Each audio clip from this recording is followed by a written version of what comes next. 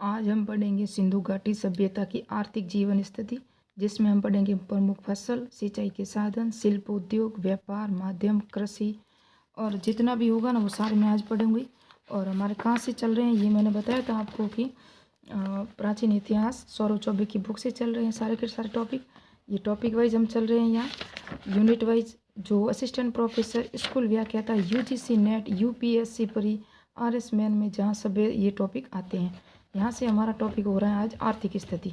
आर्थिक स्थिति क्या क्या थी, और फिर हम पढ़ेंगे यहाँ कृषि पढ़ेंगे, उसके अंदर पढ़ेंगे सिंचाई। ये सारे नोट्स मैंने बना लिए हैं और कुछ तथ्य मैंने प्राचीन भारतीय इतिहास, जो भारत का इतिहास है वहाँ से, जो बीए फर्स्ट ईयर की बुक है ना यहाँ से लिया है। ये बीए की फर्स्ट ईयर की बुक है ना, यूजीसी नेट की दिशा निर्देश ये बनाई गई है, छपाई गई है, इसलिए इसके अनुसार कुछ पढ़ेंगे। और यहाँ से जो पढ़ा हमने टॉपिक, इससे पहले हमारे जो टॉपिक हुए वो सब ये देख सकते हो आप।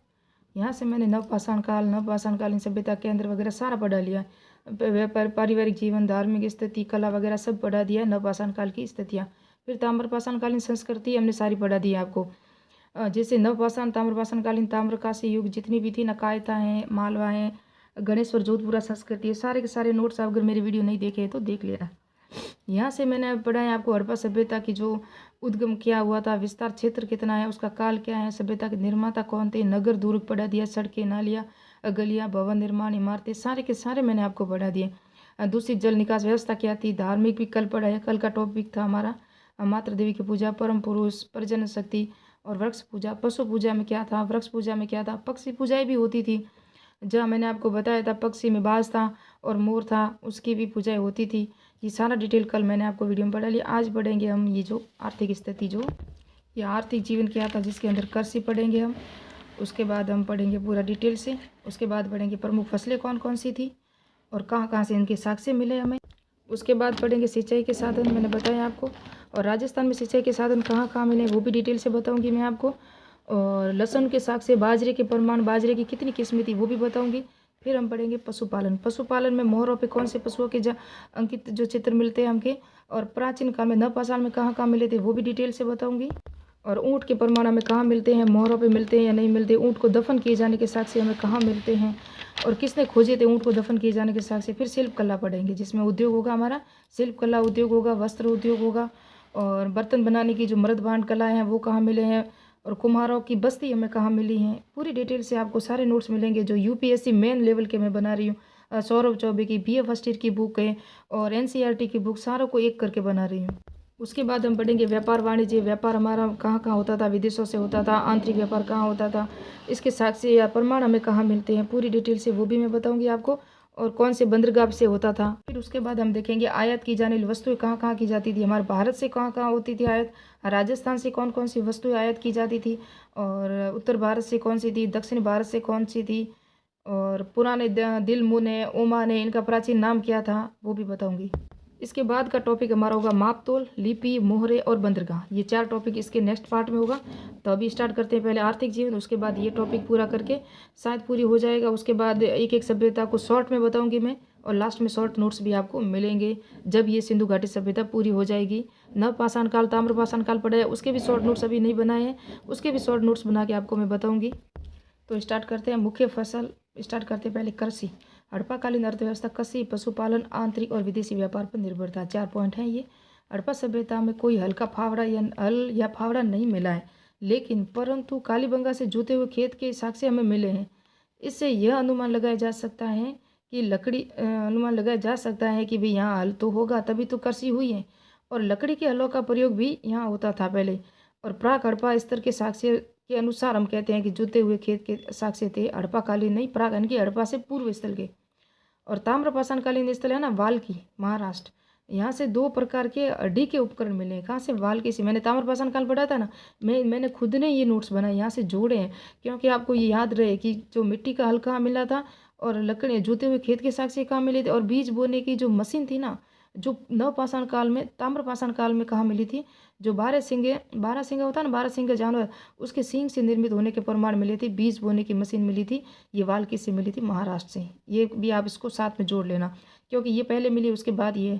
प्रथम बहावलपुर और बनावली दोनों जगह से मिट्टी के हल के, जो मिट्टी का हल होता है ना खिलौना, वहाँ से हमें ये प्रमाण मिले थे तो इससे भी हम अनुमान लगा सकते हैं। डी कोशाम्बी है ना, वो कहते हैं हड़प्पी लोगों को भारी हल्का ज्ञान नहीं था। वो अड्डी के या लकड़ी के ऊपर ऊपर ही फसल बोते थे। जमीन के प्रमुख फसल थी गेहूं और जो को यह कहा जाता है। ये मेहरगढ़ में भी पहले नवपाषाण काल स्थल में भी यही बोई जाती थी और पश्चिमी एशिया में भी यही प्रथम फसल थी। और फसलों के प्रकार किन किन किन फसलों का इनको वो ज्ञान था, तो ये 9 प्रकार की फसलों का हड़प्पावासियों को ज्ञान था। गेहूँ, जौ, कपास, मटर और तिल, बाजरा। रोजदी से बाजरे की 6 किस्में प्राप्त हुई हैं रोजदी से। और एक और रागी किसे कहते हैं? बाजरा। एक और रागी से अनजान थे, ये अपरिचित। जबकि रागी दक्षिण भारत में नवपाषाण काल स्थल हमने पढ़े थे ना, कायता वगैरह, इनाम गांव, दैमाबाद, जितने भी जोरवे संस्कृति या मालवा संस्कृति, वहाँ हमें रागी के प्रमाण मिलते हैं। कहाँ से मिलते हैं? इनाम गांव से। रागी या दैमाबाद, ये इनाम गांव यानी कि जोरवे संस्कृति से हमें रागी के प्रमाण मिलते हैं, लेकिन वो ताम्रपाषाण कालीन स्थल थे। जबकि हड़प्पा सभ्यता के स्थलों में हमें रागी और एक से ये अनजान या अपरिचित थे, इनको ये ज्ञान नहीं था। ये हम देखेंगे कि चावल के साक्ष्य हमें कहाँ कहाँ मिले, तो हड़प्पा, कालीबंगा, लोथल, बालू और कुणाल, रंगपुर, मोहनजोदड़ो से हमें चावल के साक्ष्य मिले। गेहूं के प्रमाण हड़प्पा, मोहनजोदड़ो, कालीबंगा, लोथल और रंगपुर से। और चावल के भी यहीं से मिले। हमने देखा ये सब स्थल आए इसके अंदर। मोहनजोदड़ो भी आया, हड़प्पा भी आया, कालीबंगा एक नहीं आया, कालीबंगा भी आया सॉरी, और लोथल भी आया, और एक रंगपुर नहीं है। बाकी चावल के साक्ष्य में तो ये सभी था, रंगपुर भी था और गेहूं के प्रमाण में रंगपुर भी था। जो हड़प्पा, मोहनजोदड़ो और कालीबंगा से जौ के साक्ष्य मिले। लेकिन प्राचीन हमें देखेंगे जब नवपाषाण काल स्थल मेहरगढ़ था, वहाँ से भी हमें जौ के साक्ष्य मिले हैं। बाजरा के प्रमाण सुरकोटड़ा, रोजदी, सोरतगुई और हड़प्पा से मिले हैं। लहसुन हरियाणा, ये बालू है ना, ये हरियाणा में है। तो बालू के जो चावल के साक्ष्य है ना, ये भी हरियाणा बालू से मिले हैं। और लहसुन लहसुन है ना, वो हरियाणा के बालू से ये भी मिले। लहसुन और चावल दोनों के बालू हरियाणा से मिले हैं। तरकाइन किला में गेहूँ, जो खेत के मटर, इसके खेत मिले हैं, गेहूँ, जौ और मटर के खेत भी मिले हैं। तथा अनाज काटने की हंसिया, यानी कि ये दात, हमारे राजस्थान में क्या कहते हैं, इसे दातर कहते हैं या दराली वगैरह ऐसा कुछ कहते हैं। लेकिन ये मेहरगढ़ में भी हंसिया के साक्ष्य हमें मिले थे नवपाषाण काल स्थल में, जिस तरह से ये सिंधु घाटी सभ्यता में हमें मिल रहा है। सैंधव क्षेत्र है ना, सैंधव हड़प्पा सभ्यता एक ही है दोनों। तो कपास, मेहंदी और अंगूर की खेती की जाती थी। तो कपास सर्वप्रथम विश्व में मेहरगढ़ में इसके साक्ष्य मिले थे। विश्व में प्रथम साक्ष्य मेहरगढ़ से मिले थे। लेकिन सिंधु घाटी सभ्यता में इसकी खेती भी की जाती थी। और अंगूर के साक्ष्य भी हमें मेहरगढ़ से मिले थे और सिंधु घाटी सभ्यता से हमें मिल रहे हैं, जो नवपाषाण काल स्थल था मेहरगढ़। सिंचाई के साधन, सिंचाई नहरों का प्रयोग नहीं करते थे, लेकिन अपवाद स्वरूप अफगानिस्तान के सोरतगुई और एक और स्थान है बलूचिस्तान के गरबंदन, जहाँ बांध की खोज किसने की थी? ऑरल स्टाइन ने की थी। 2 जगह से हमें नहरों के प्रमाण भी मिलते हैं, अफगानिस्तान के सोरतगुई से। सिंचाई वर्षा जल, ढेकली, प्राचीन जलाशय और कुओं से होती थी सिंचाई। धोलावीरा से शैल करता, यानी पत्थरों से निर्मित ताल, जो जलकुंड मिला ना, जलाशय, वो धोलावीरा से मिला है। और तालाब भी मिला है, जो तालाब के अंदर 31 सीढ़ियों वाला तालाब मिला है धोलावीरा से। तो धोलावीरा से तालाब भी मिला है और जलाशय भी मिला है, जो पत्थरों से बना हुआ जलाशय था। तो जहाँ आप नोट्स ढूंढोगे ना, वहाँ ये नोट्स नहीं मिलेंगे, क्योंकि मैंने गणेश्वर, जोधपुर सभ्यता से सारे नोट्स जो वापस आ रहे थे ना, उसको वापस रिपीट से मैंने लिख दिया, जिससे आपको ताम्रपाषाण काल, नवपाषाण काल स्थल को साथ में लेते हुए याद कर लोगे। तो राजस्थान में गणेश्वर सभ्यता जब हमने पढ़ी थी, तो मैंने बताया था कि पत्थर निर्मित बांध के साक्ष्य यहाँ मिले थे। गणेश्वर सभ्यता जो हमारे राजस्थान में पहले सीकर में आती थी, वर्तमान में ये कहाँ आती है? नीमका थाना में आती है। तो क्यों बनाया था इन्होंने? इसलिए बनाया था पत्थर से निर्मित बांध। ऐसे साक्ष्य हमें मिलते हैं कि पानी, जो बस्ती होती है ना, उसको पानी से बचाने के लिए इसको बांध को बनाया गया। क्या पता सिंचाई के लिए भी बनाया हो, क्या पता पीने के पानी के लिए बनाया हो, और जल स्तर को बढ़ाने के लिए बनाया। लेकिन हमें ऐसे प्रमाण मिल रहे हैं कि वहाँ जलाशय के साक्ष्य, पत्थर से निर्मित बांध के साक्ष्य गणेश्वर सभ्यता से मिले थे। अलादीनों से कुओं के साथ नालियों से जुड़ी हुई प्रमाण मिले। तो अलादीनों से कुएं तो थे, उसके साथ नालियाँ भी थी, जिससे पानी हर जगह बिखर जाए, हर जगह चारों तरफ चला जाए। ऐसे भी साक्ष्य हमें अलादीनों से मिलते हैं। मोहनजोदड़ो से निजी और सार्वजनिक कुओं के साक्ष्य के प्रमाण मिले हैं। और कालीबंगा से घरों में कुओं के प्रमाण मिले हैं। तो कालीबंगा में घरों में कुएं के प्रमाण मिले हैं। हड़प्पा व धोलावीरा से कुओं की प्राप्ति कम हुई है, लेकिन हुई है वहाँ भी। हड़प्पा और धोलावीरा से मैंने अभी बताया कि जलाशय मिला था हमें, पत्थर से बना हुआ बांध या जलाशय का निर्माण भी कहाँ मिला था? हमें धोलावीरा से मिला था। लेकिन कुओं की प्राप्ति भी वहाँ हुई है, लेकिन कम हुई है। बनावली राखी गड्डी से भी हमें कुओं की प्राप्ति हुई है। फिर पढ़ेंगे हम पशुपालन। गुजरात का नौसदी नगर है ना, वो पशुपालन का मुख्य केंद्र था। किसका? ये गुजरात का नौसदी नेस्ती दिया हुआ लेकिन स्थल नहीं दिया, तो वो भी मैंने ढूंढ के ऐसे नोट्स बनाए। प्लीज़ मेरे चैनल को सब्सक्राइब भी करना, लाइक भी करना, शेयर करना। ये मेन राइटिंग के अकॉर्डिंग ही मैं सारे नोट्स बना रही हूँ। आप मेन में पूरा लिखो ना, ऐसा बना रही हूँ, और आपकी सोच है ना वो डेवलप हो सके, फिर आप शॉर्ट में भी इसके नोट्स बना सकते हो, है ना। और नागवाड़ा है ना, नागवाड़ा गुजरात के प्राक हड़प्पा स्थित किसानों का केंद्र था। यहाँ किसान रहते थे और नेस्दी में पशुपालक रहते थे, है ना। दोनों भी गुजरात में ही थे, ये भी गुजरात में था और ये भी गुजरात में था। बैल, गाय, भैंस, बकरी, सूअर आदि पालते थे। गाय, ऊँट, घोड़ों का अंकन मोहरों पे नहीं मिलता है, याद रखना इंपॉर्टेंट है। गाय, ऊँट, घोड़ों का अंकन मोहरों पे नहीं मिलता है। गाय की आकृति युक्त कोई मूर्ति भी नहीं मिली है। हम गाय का तो सिर्फ सिंधु घाटी सभ्यता में अनुमान लगाते हैं। क्यों? क्योंकि हमें वर्सल की जो आकृति मिली है ना, एक सींग वाले वर्सल की जो मोहरों पे आकृति मिली है, जिससे हम अनुमान लगा सकते हैं कि वर्सल बैल को कहते हैं। अगर गाय होगी तभी तो बैल आएगा, इसलिए हम अनुमान लगाते हैं कि वहाँ गाय थी। जबकि वैदिक सभ्यता में गाय वस्तु विनिमय का प्रमुख साधन थी। तो वैदिक काल में तो हमें गायों के प्रमाण बहुत मिल जाएंगे, लेकिन सिंधु घाटी सभ्यता में हमें गाय के प्रमाण नहीं मिलते हैं। लेकिन वर्सल की आकृति को देख के हमें यह अनुमान लगा सकते हैं कि अगर बैल है तो गाय होगी, ऐसे अनुमान हम खुद लगा सकते हैं। कुबड़ वाला बैल विशेष महत्व रखता है, जिसको मोहरा पे अंकन बताया गया। घोड़े की अस्थि पंजर वेरी इंपॉर्टेंट है। केवल सुरकोटड़ा गुजरात में, जबकि ताम्रपाषाण कालीन स्थल, वापस मैंने जोड़ा, देखो ये नोट्स मैंने खुद नहीं बनाए हैं। ताम्रपाषाण कालीन स्थल था ना मालवा संस्कृति, वहाँ से पाषाण कालीन स्थल कायता से भी घोड़े की हड्डियों के प्रमाण मिले थे। अगर नहीं देखे हो तो वो वीडियो देख लेना, आराम से समझ में आ जाएगा और आपकी सोच डेवलप होगी कि वहाँ से इन दोनों को जोड़ के पढ़ेंगे, फिर वैदिक सभ्यता को हम सिंधु घाटी सभ्यता से जोड़ के पढ़ेंगे। इस तरह पढ़ेंगे तो ठीक याद रहता है हमें। तो ना ताम्रपाषाण कालीन जो मालवा संस्कृति के अंदर स्थल आता है कायता, कायता से भी घोड़े की हड्डियाँ मिली थी, लेकिन घोड़े के अस्थि पंजर भी सुरकोटड़ा गुजरात से हमें मिले थे। जबकि जोरवे संस्कृति का इनाम गांव है ना, जहाँ से घोड़े को पालतू पशु बनाने के प्रमाण मिले हैं। अभी आगे हम चलेंगे, पालतू पशु कितना कितना कहाँ बनाया। तो घोड़े को पालतू पशु बनाने के ये जोरवे संस्कृति, ये भी ताम्रपाषाण कालीन स्थल है। और यहाँ से भी हमें पशुपालन, जैसे कि घोड़े को पशु पालतू बनाने के साक्ष्य मिले, जबकि घोड़े की हड्डियाँ हमें मालवा संस्कृति के कायता स्थल से घोड़े की हड्डियों के स्थल मिले हैं। और पशु प्रमाण मिले हैं गुजरात के शिकारपुर गांव में पालतू पशु हमें घोड़ा, भैंस, कुत्ते के प्रमाण मिले हैं। तो देखो गुजरात के शिकारपुर में पालतू पशुओं के मिले हैं, और यहाँ हमने पढ़ा अभी कि जो जोरवे संस्कृति का इनाम गांव, वहाँ से भी हमें पालतू पशुओं के घोड़ा के प्रमाण हमें मिले हैं। तो सिंधु घाटी सभ्यता में थे, ताम्रपाषाण कालीन सभ्यता में भी घोड़े को पालतू बनाया जाता था। लेकिन भैंस के प्रमाण हमें मेहरगढ़ से भी मिलते हैं। मेहरगढ़ में पालतू पशु भैंस था सर्वप्रथम, और कुत्ता भी था। तो लोथल से घोड़े की टेराकोटा की मूर्ति मिली है। लोथल से 3 मूर्तियां मिली है। कितनी मिली है? 3 टेराकोटा की मूर्तियां लोथल से घोड़े की मूर्तियां मिली हैं। बलूचिस्तान स्थित राणा गुसई गुड़ई, ये कोई नाम है ऐसा, राणा गुड़ई से घोड़े के दांत प्राप्त हुए हैं। तो कहाँ हुए हैं? बलूचिस्तान में, ये पाकिस्तान में है। गुजरात के निवासी हाथी को भी पालते थे। हड़प्पा से गद्दे की हड्डियाँ भी मिली हैं। इंपॉर्टेंट है, याद रखना, क्योंकि गद्दे का तो प्रमाण न पाषाण काल में आता है न ताम्रपाषाण काल में आता है। सिर्फ सिंधु घाटी सभ्यता में हम देख रहे हैं कि गद्दे की भी हड्डियाँ मिली थी हड़प्पा सभ्यता से। मोहनजोदड़ो से मिट्टी के घोड़े की आकृति मिली है। मोहनजोदड़ो से मिट्टी के घोड़े की आकृति कहाँ से मिली है? मोहनजोदड़ो से। उत्तर हड़प्पा स्थल भगवानपुरा, जो कहाँ है? हरियाणा में। चित्रित दूसर मर्दबांड स्थल हस्तिनापुर, जो ये पूरा पाषाण काल स्थल में था, मध्य पाषाण कालीन स्थल था। जो चित्रित दूसरे मर्दबांड वहाँ मिले थे। हस्तिनापुर जो महाभारत का स्थल था, वहाँ पे घोड़े की हड्डियाँ मिली। तो घोड़े की हड्डियाँ हमें कहाँ कहाँ मिली, मैंने आपको बता दिया। नेक्स्ट में जो भी कायता से मिली हैं, यहाँ भी मिली हैं। इनाम गांव में पालतू पशुओं को मिला था। सुरकांव के डर में हमें पालतू पशु घोड़े को मिले थे। शिकारपुर गुजरात में भी हमें पालतू पशु घोड़े के प्रमाण मिले हैं। महापाषाणकालीन कब्र माहुजारी नायकुंड यानी महाराष्ट्र में स्थल है। लोहे की बूटी और तांबे के आभूषण सजे घोड़े के अवशेष मिले हैं। तो ये महापाषाण काल स्थल में भी था। पूरा पाषाण कह लो, महापाषाण कह लो, नवपाषाण काल, ताम्रपाषाण काल, सब जगह हमें घोड़े की हड्डियाँ, कहीं अस्थियाँ, कहीं होने के पालतू पशु के प्रमाण हमें मिल रहे हैं। तो ऐसा तो हम कह सकते हैं कि सिंधु घाटी सभ्यता के लोग घोड़े से परिचित थे। कर्नाटक हुलूर से भी घोड़े की हड्डियाँ मिली है ना। कहाँ कहाँ मिली, अभी इसके शॉर्ट नोट्स बनेंगे तभी पता चलेगा पूरा डिटेल से।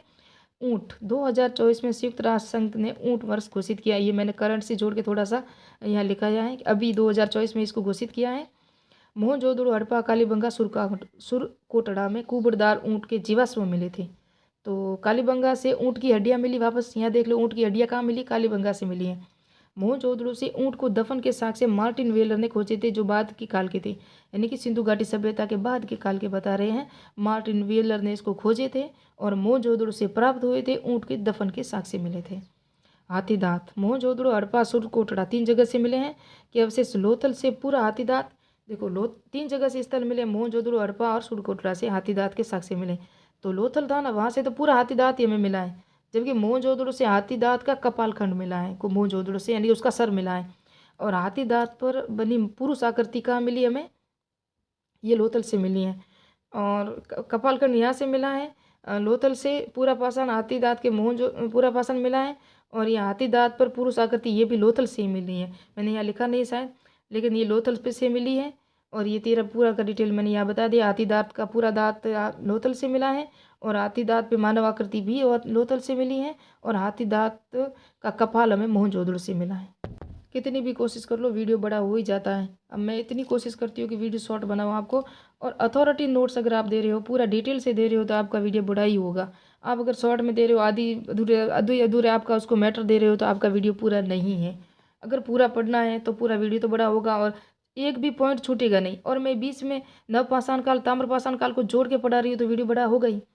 और हड़प्पा सभ्यता कांस्य युगीन सभ्यता स्थल थी। हड़प्पा सभ्यता कांस्य युगीन थी, हमें पता है। और ये नगरीय सभ्यता भी थी, कांस्य युगीन भी थी। ताम्रकालीन सभ्यता मैंने पढ़ा है आपको, मालवा थी, जोरवे संस्कृति थी, मालवा संस्कृति थी, और गणेश्वर जोधपुरा संस्कृति थी, वो क्या थी, ताम्रपाषाणकालीन सभ्यता थी। जबकि सिंधु घाटी सभ्यता कांस्य युगीन थी। तांबा और कांस्य को मिला के बनाया जाता, तांबा और टीन को मिला के कांस्य बनाया जाता था। और ये नगरीय सभ्यता थी। जबकि ताम्रपाषाणकालीन संस्कृतियाँ जितनी भी थी वो सब ग्रामीण संस्कृतियाँ थी। वस्त्र उद्योग प्रमुख उद्योग था यहाँ का। मोहनजोदड़ो से हड्डी की सुइयाँ मिली थी। और नवपाषाण काल, वापस मैंने जोड़ा यहाँ देखो, नवपाषाण काल स्तर मेहरगढ़ और गुफकार जो गुजरात में जम्मू कश्मीर में था, वहाँ से भी हड्डी की सुइयाँ हमें मिली थी। मिट्टी के बर्तन बनाना भी हड़प्पा काल के मर्दबाण यानी कुमार के चाक पर निर्मित, यानी कुमारों की बस्ती हमें कहाँ मिली थी, ये मोहनजोदड़ो से मिली थी। श्रमिकों के आवास हड़प्पा से मिले थे हमें। लाल काले मर्दबाण भी इसकी प्रमुख विशेषता थी।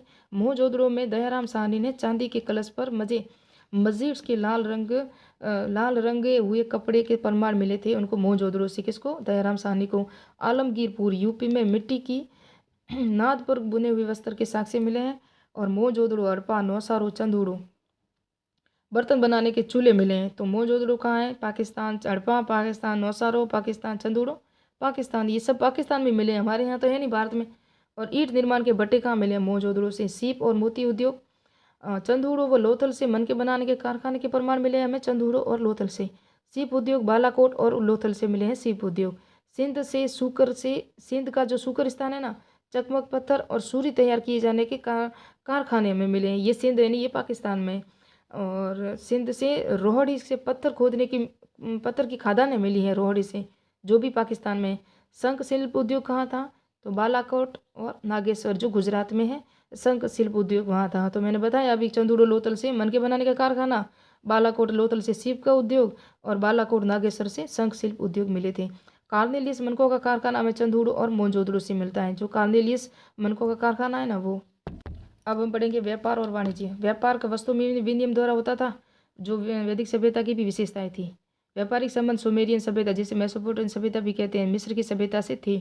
सुमेरियन से व्यापारी मेलुआ, जिसे सिंधु प्रदेश कहते हैं, पहले इसको मेलुआ कहते थे, साथ में वस्तु विनिमय का व्यापार करते थे, जो सुमेरियन के व्यापारी थे वो।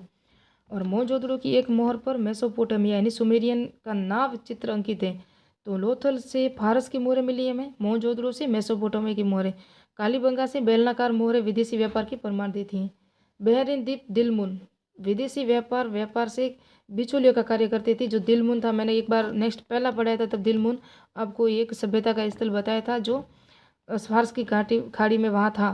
और स्थलीय व्यापार अफगानिस्तान और ईरान से होता था, स्थलीय व्यापार, क्योंकि वहाँ तो जल था नहीं और वहाँ अरब सागर था नहीं। जलीय व्यापार मकरान तट पाकिस्तान के बलूचिस्तान की महत्वपूर्ण भूमिका निभाई। हड़प्पा और मोहनजोदड़ो से मिट्टी के खिलौने, हड़प्पा और मोहनजोदड़ो का जो मिट्टी के खिलौने में था ना, वहाँ नाव के लोथल के से आयताकार गोदीबाड़ा मिला है। जबकि नाव के बने मिट्टी के खिलौने हैं ना, जिस पर नाव चित्रांकन की हुई है, वो हड़प्पा और मोहनजोदड़ो से मिले हैं। जबकि लोथल से क्या मिला है, आयताकार गोदीबाड़ा मिला है, जिससे हमें क्या अनुमान लगा सकते हैं कि भारत का विदेशों के साथ व्यापार रहा होगा, वो भी समुद्री मार्ग से। तेल अस्मार, जैसे मेसोपोटामिया में सिंधु सभ्यता की वस्तुएं मिली थी। मेसोपोटामिया में परिवेश के लिए प्रमुख बंदरगाह उर था। अभी बंदरगाहों का पूरा टॉपिक अलग से आएगा, जिसमें पूरी डिटेल से मैप से समझाऊंगी। मिस्र के साथ व्यापार मुख्य लोथल से होता था। लोथल जो प्रमुख राज्य गुजरात का बंदरगाह था, वहाँ से मिस्र के साथ हमारे भारत के व्यापार होते थे। सुरकोटड़ा से हड़प्पा व्यापार का चौराया कहा जाता है। सुरकोटड़ा है ना, सुद कांगेडोर जो बलूचिस्तान में है, जो हड़प्पा व्यापार का चौराया है, जहाँ चारों तरफ से व्यापार होता था। माखन वर्तमान में ओमान कहते हैं। आयात की जाने वाली वस्तुएं और स्थल, ये तो आपने हर एक एनसीईआरटी या आरबीएससी बुक में पढ़े थे, फिर भी मैं थोड़ा सा शॉर्ट में बता दूं। टीन चांदी ईरान अफगानिस्तान से होता था। तांबा हमारे खेतड़ी राजस्थान में है और बलूचिस्तान से भी तांबा जाता था। और सोना है ना, ईरान अफगानिस्तान और दक्षिणी भारत की हमारी कर्नाटक में जो खान है वो है फिरोजा, ये ईरान से होता था। हरा अमेजन, ये नीलगिरी की पहाड़ियाँ जो दक्षिणी भारत में हमारे यहाँ नीलगिरी की पहाड़ियाँ हैं, वहाँ हरा अमेजन आयात या निर्यात किया जाता था। सीसा ईरान अफगानिस्तान और राजस्थान का अजमेर जो है ना, वहाँ से भी सीसा आयात या निर्यात किया जाता था। लाजवरत बदखा अफगानिस्तान और मेसोपोटामिया से आयात किया जाता था। दिल शिलाजीत है ना, ये हिमालय क्षेत्र से होता था। लाल गोमेंद ये राजस्थान काठियावाड़ कश्मीर, देवदार लकड़ी भी यहीं से आयात की जाती थी। नील रत्न है ना, ये दक्षिणी भारत में था। हरित मणि ये दक्षिणी भारत में था। और नील रत्न है ना, बदखा अफगानिस्तान से था। नील रत्न और लाल जो गोमेद था, ये दोनों अफगानिस्तान से थे। लाल रत्न नहीं, लाजवर्द सॉरी, बदखा अफगानिस्तान से, लाजवर्द और नील रत्न दोनों ही वहाँ से हम आयात, सिंधु घाटी सभ्यता के आयात किया जाता था। सैलकड़ी बलूचिस्तान राजस्थान गुजरात से की जाती थी आयात। शंख और कोड़िया ये सौराष्ट्र कच्छ और गुजरात दक्षिणी भारत, कच्छ का और सौराष्ट्र दोनों स्थल गुजरात में ही है और दक्षिणी भारत, यानी कि ये पूरा भारत से ही आयात किया जाता था शंख और कोड़िया। जेड है ना, जेड ये तुर्कमेनिस्तान से आयात किया जाता था। मोती और तांबा ये तुर्की में, मोती और तांबा और फ्लोराइड के पात्र ये ओमान से आयातित की जाते थे। नेक्स्ट में हमारा टॉपिक होगा माप तोल लिपि मोहर बंदरगाह। पूरा मैप से समझाने की कोशिश करूंगी। मिलते हैं नेक्स्ट वीडियो में। अगर मेरा वीडियो अच्छा लगा हो तो शेयर कीजिए, लाइक कीजिए। और पूरी प्ले लिस्ट देखने के लिए भी आप जा सकते हो, जहाँ नवपाषाण काल ताम्रपाषाण काल की प्ले लिस्ट मैंने बनाई हुई है, पूरा पाषाण काल की। अभी मैं पूरा जब सिंधु घाटी सभ्यता हो जाएगी तो इसकी प्ले लिस्ट बना दूंगी। और वहाँ आपको अमित रैंकवार की वगैरह जितनी भी प्ले लिस्ट मैंने पढ़ा है वो सब वहाँ मिल जाएगी मेहर टीचिंग चैनल पे। और मेहर टीचिंग चैनल आपने अगर टेलीग्राम ज्वाइन नहीं किया तो प्लीज़ वो भी ज्वाइन कर लें। वहाँ आपको करंट की न्यूज़ जो ये मैं